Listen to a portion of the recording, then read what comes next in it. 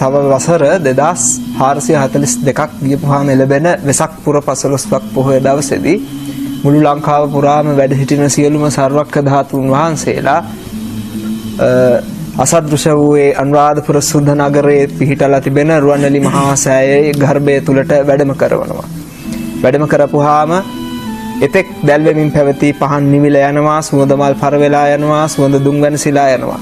ඒ අවස්ථාවේ සියලුම සර්වක්‍ර ධාතුන් වහන්සේලා අහසට පැන නැගලා එක නූලක වුණපු මුතු ඇට පේලියක් වගේ නාගදීප රාජායතන චෛත්‍ය ස්ථානයට වැඩම කරවනවා.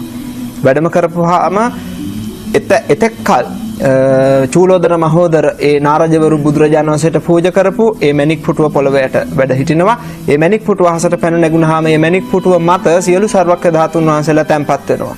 සියලුම සර්වක්‍ර ධාතුන් වහන්සේලා සහිත මණික් පුටුව දිව්‍ය නාගයන්ගේ මහත් වූ පුද සත්කාර විඳිමින් සියලුම බෝධිසත්වරුන්ගේ අපරාජිත ආසනයේ පිහිටන ශුද්ධ භූමිය වන බුද්ධගයා මහා බෝධි මූලයට වැඩම කරවනවා. බුද්ධ ශරීරය නිර්මාණය වෙනවා. බුද්ධ ශරීරය නිර්මාණය වෙලා බුදු සිරුරෙන් භවාග්‍රය දක්වා බුද්ධ රශ්මිය විහිදෙනවා. මේ අවස්ථාව කිසිම මිනිසෙක් දකින්නේ නැහැ. මොකද ওই කාලේ වෙනකොට කිසිම බෞද්ධෙක් ලෝකේ නැහැ.